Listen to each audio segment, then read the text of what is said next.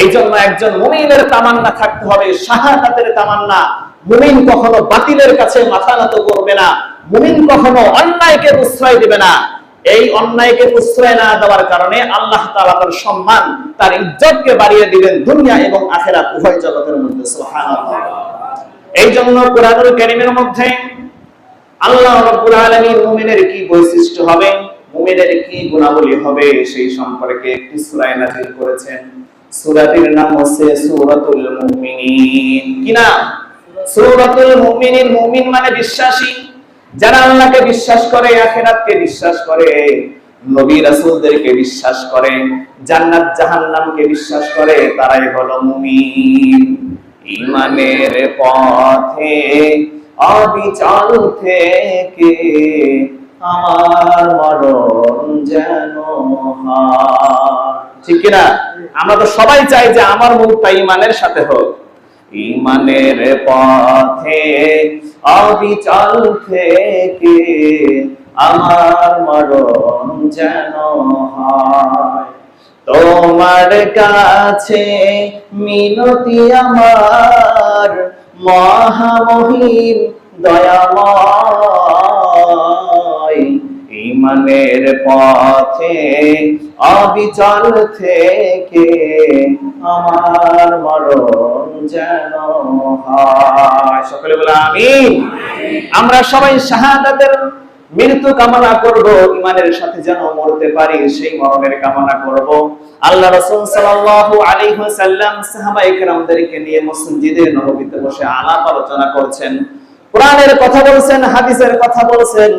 এমন সময় হযরত ওমর খেয়াল করলেন তার চেহারাটা ঘর্মাত্মক হয়ে গেছে। কার চেহারা? রাসূল করিম সাল্লাল্লাহু আলাইহি ওয়াসাল্লামের চেহারাটা ঘেমে যাচ্ছে, ঘর্মাত্মক হয়ে যাচ্ছে। সাহাবায়ে কেরামদের কানের মধ্যে কেন জানি গুনগুন করে মৌমাছির আওয়াজ শোনা যায়। সুবহানাল্লাহ। তো হযরত ওমর খেয়াল করলেন যে মৌমাছির আওয়াজ শোনা যায়, মসজিদে নববীর আশেপাশে তো মৌমাছির কোনো বাসা নাই, মৌমাছির কোনো চাক নাই, তাহলে গুনগুন করে মৌমাছির আওয়াজের শব্দ আমাদের কানে কেন, আমাদের কর্ণপ্রহরে কেন পৌঁছাচ্ছে? তিনি এদিকে সেদিকে ডানে বামে সামনে পিছনে তাকিয়ে দেখলেন যে কোথাও তো মৌমাছি নাই। তখন হযরত ওমর বুঝতে পারলেন যে এইটা কোনো মৌমাছির আওয়াজ নয়, এইটা স্বয়ং আল্লাহর পক্ষ থেকে আমার রাসূলের প্রতি কোরআন নাযিলের আওয়াজ। সুবহানাল্লাহ। আল্লাহ রাসূলের চেহারাটা কোন ঘেমে যাচ্ছে। হযরত ওমর খেয়াল করলেন এইটা কোনো মৌমাছি নয়, মৌমাছির গুনগুনের মতো যে আওয়াজ হচ্ছে, এই আওয়াজের মাধ্যমে আল্লাহ রাব্বুল আলামিন আমার রাসূলের কাছে কুরআনুল কারীমের সূরা মুমিনুনের 10টি আয়াত নাযিল করে দিয়েছেন। আল্লাহ রাসূলের কাছে বিভিন্ন সিস্টেম, বিভিন্ন মাধ্যমে ওহী নাযিল হতো। অনেকগুলো সিস্টেম আছে। তো সবচাইতে কষ্টকর যে সিস্টেম সেটা হচ্ছে ঘন্টার ধ্বনির আওয়াজের ন্যায় শীতের সময় হযরত আয়েশা রাদিয়াল্লাহু তাআলা আনহা বলেন যে প্রচন্ড শীত, এই শীতের মৌসুম আসলে তো আমরা সবাই অনেক জামা কাপড় পরিধান করি। যখন শৈত্য প্রবাহ শুরু হয়ে যায় আমাদের শরীরের মধ্যে কম্পন তৈরি হয়। আল্লাহ রাসূল সাল্লাল্লাহু আলাইহি ওয়াসাল্লামের যখন ওহী নাযিল হতো তার কাছে শীতের প্রচন্ড ঠান্ডার মধ্যে ওহী নাযিলের সময় তার শরীর ঘেমে টপটপ করে পানি জমিনের মধ্যে পড়ে যেত। সুবহানাল্লাহ। তাহলে কত কষ্টকর ছিল। তিনি যখন ঘুমায়েছিলেন ঘুমন্ত অবস্থায় ওহী নাযিল হতো। তিনি যখন ঘোড়ার পিঠে থাকতেন, ঘোড়ার পিঠে থাকাকালীন সময়ে যদি ওহী নাযিল হতো ঘোড়ার পা জমিনের মধ্যে দেবে যেত। কোন উটের পিঠে যখন অবস্থান করতেন সেই মুহূর্তে যদি আল্লাহর পক্ষ থেকে ওহী নাযিল হতো সাথে সাথে উট জমিনের মধ্যে শুয়ে পড়তেন। এভাবে বিভিন্ন মাধ্যমে আল্লাহ রাসূলের কাছে ওহী এসেছে। আমরা তো কোরআন পেয়েছি কাগজে মোড়ানো, ইমদাদিয়া লাইব্রেরি খুব চমৎকার ভাবে সাজিয়ে দিয়েছেন। লাইব্রেরিতে গেলাম, বাজার ঘাটে গেলাম, একটা কিনে নিয়ে আসলাম, পড়লাম। কিন্তু আল্লাহ রাসূলের কাছে ওহী নাযিল হয়েছে, অনেক কষ্ট হয়েছে। সুদীর্ঘ 23 বছর ধরে পৃথিবীতে কুরআনুল কারীম আগমন করেছে। রাসূল করিম সাল্লাল্লাহু আলাইহি ওয়াসাল্লামের কাছে হযরত জিবরাইল আলাইহিস সালাম সরাসরি আকৃতি ধারণ করে ওহী নিয়ে আসতেন। রাসূল করিম সাল্লাল্লাহু আলাইহি ওয়াসাল্লাম যখন হেরা গুহায় ধ্যানমগ্ন ছিলেন, সর্বপ্রথম সূরা আলাকের প্রথম যে 5 আয়াত নাযিল হয়েছিল, সরাসরি হযরত জিবরাইল আলাইহিস সালাম তার আসল চেহারা নিয়ে আগমন করেছিলেন। এবং রাসূল করিম সাল্লাল্লাহু আলাইহি ওয়াসাল্লামের কাছে সিদরাতুল মুনতাহায় হযরত জিবরাইল সরাসরি 2 বার আকৃতি ধারণ করে রাসূলের কাছে ওহী নাযিল করেছেন। এমনকি মানুষের আকৃতি ধারণ করেও তিনি আসলের কাছে আসতেন। আমরা সবাই জানি যে রাসূলের একজন সাহাবী ছিল দাহিয়াতুল কালবি। হযরত জিবরাইল আলাইহিস সালাম প্রায় সময় সেই সাহাবীর আকৃতি ধারণ করে রাসূলের কাছে ওহী নিয়ে আসতেন। রাসূল করিম সাল্লাল্লাহু আলাইহি ওয়াসাল্লাম মসজিদে নববীতে সাহাবায়ে কেরামের সামনে বসা ছিলেন। এমন সময় মৌমাছির গুনগুন আওয়াজ করে হযরত জিবরাইল আলাইহিস সালামের মাধ্যমে আল্লাহ রাব্বুল আলামিন সূরা মুমিনের 10টি আয়াত নাযিল করলেন। রাসূলের চেহারা ঘর্মাক্ত হয়ে গেছে, তিনি ঘেমে গেছেন। সাহাবায়ে কেরামের দিকে মুখ করে বললেন, ও আমার সাহাবীরা, এই মুহূর্তে আল্লাহ রাব্বুল আলামিন আমাকে এমন একটি সূরা দিয়েছে যে সূরার নাম হচ্ছে সূরাতুল মুমিনিন, বিশ্বাসীদের সূরা। আর এই সূরার মধ্যে এমন 7টি গুণের কথা বলা হয়েছে যে গুণ কোন মুমিনের মধ্যে যদি থাকে আল্লাহ রাব্বুল আলামিন সেই মুমিনকে জান্নাতের মেহমান বানাই দিবে। আল্লাহ রাব্বুল আলামিন বলেন, ক্বাদ আফলাহাল মুমিনুনাল্লাযীনা হুম ফি সালাতিহিম খাশিউন। মুমিন হচ্ছে তারা যারা ঈমান এনেছে, সফল কাম হয়েছে তারা যারা আল্লাহকে বিশ্বাস করেছে, ঠিক কি না? আল্লাহ রাব্বুল আলামিন বলেন, ক্বাদ আফলাহাল মুমিনুন, মুমিন হচ্ছে তারা, ঈমান এনেছে যারা, সফল কাম হচ্ছে তারা, ঈমান এনেছে যারা, সাকসেসফুল ইন দ্য বিলিভার্স, যারা আল্লাহকে বিশ্বাস করেছে, আল্লাহর প্রতি ঈমান এনেছে, তারাই তো হচ্ছে সবচেয়ে সফল কাম। আমরা যদি অর্থনৈতিক মানদণ্ডের দিকে তাকাই যে টাকার দিক থেকে সফল কাম ব্যক্তিকে, তাহলে আপনারা হয়তো বলবেন সবচেয়ে বিশ্বের মধ্যে টাকার দিক থেকে ধনী হচ্ছে বিল গেটস।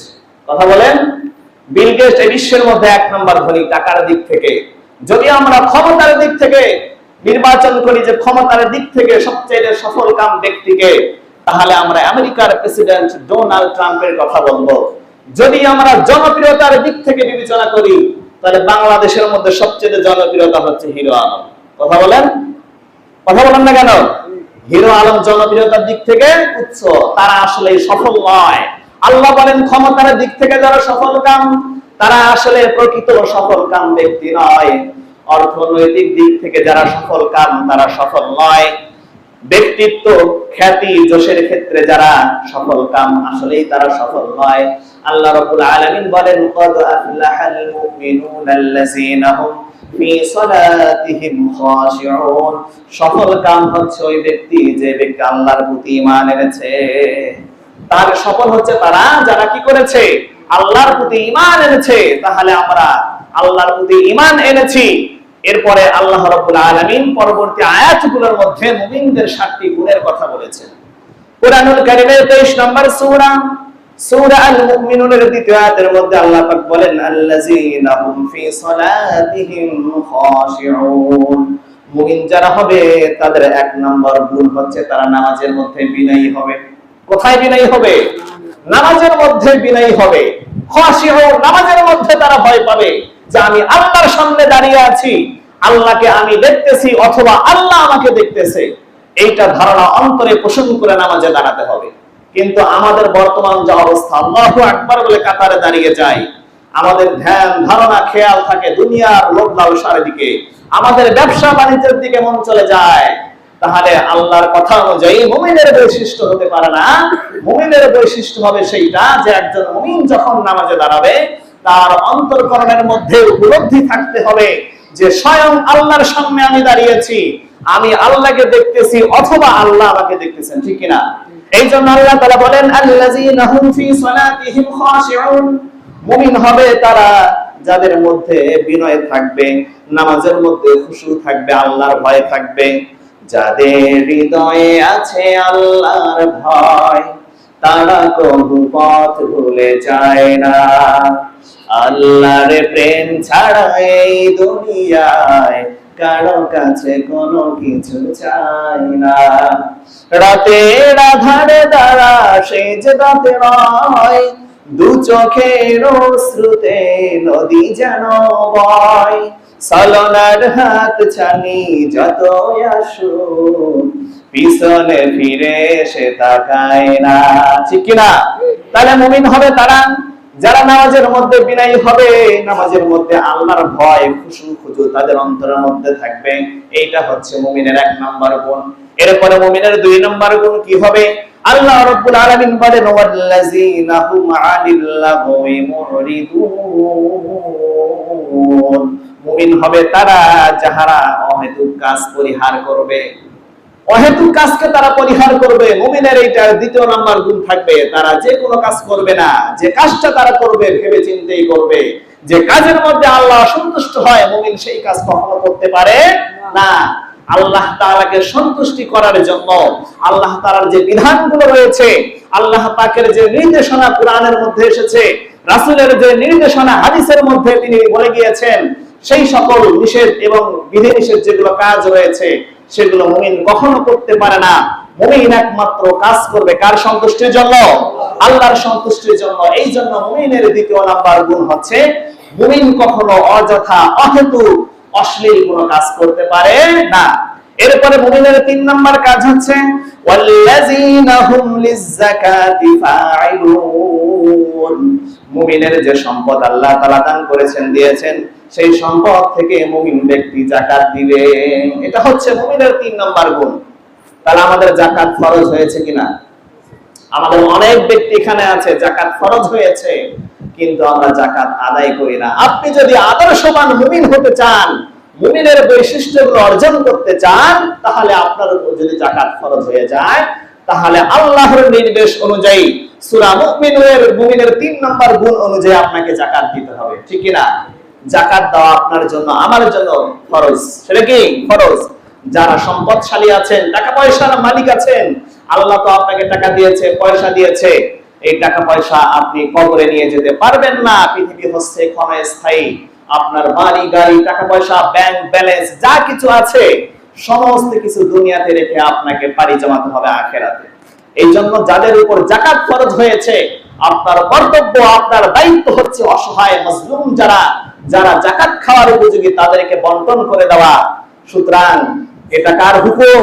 আল্লাহর হুকুম। এই জন্য মুমিনের 3 নম্বর হচ্ছে গুণ যে আল্লাহ তাআলা যে মুমিনকে সম্পদ দিয়েছেন, যে মুমিনের সম্পদশালী হয়েছে, যার প্রতি যাকাত ফরজ হয়েছে, সেই মুমিনের কর্তব্য হচ্ছে আল্লাহর বিধানকে পালন করা, যাকাত দেওয়া।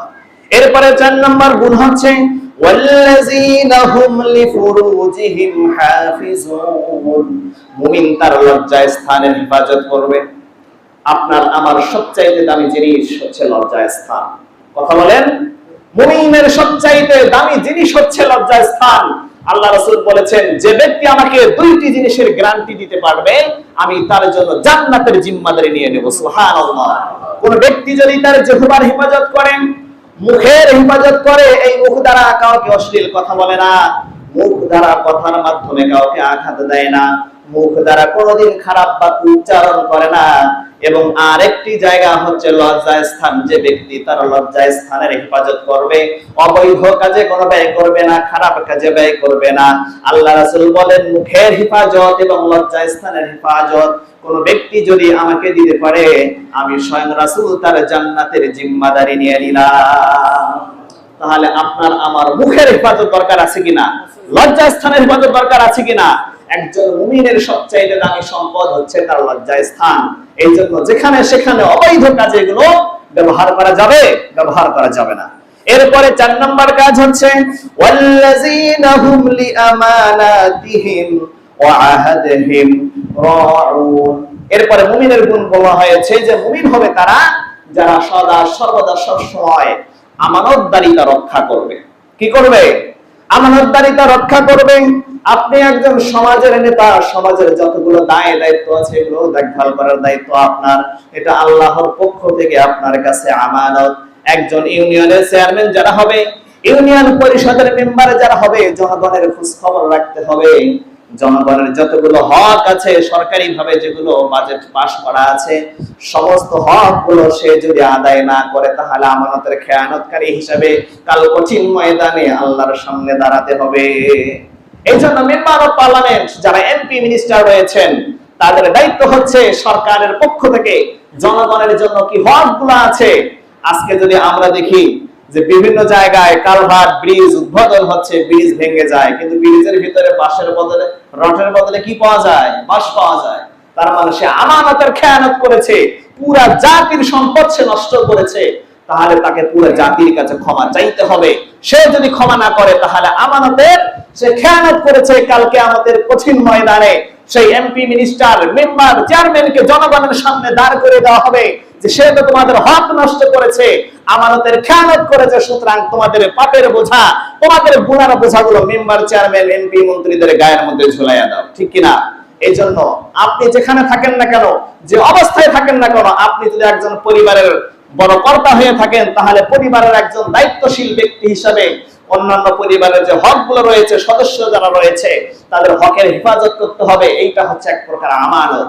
এজন্য আল্লাহ তাআলা বলেছেন যে মুমিনের 5 নম্বর গুণ হচ্ছে মুমিন কখনো আমানতের খেয়ানত করবে না।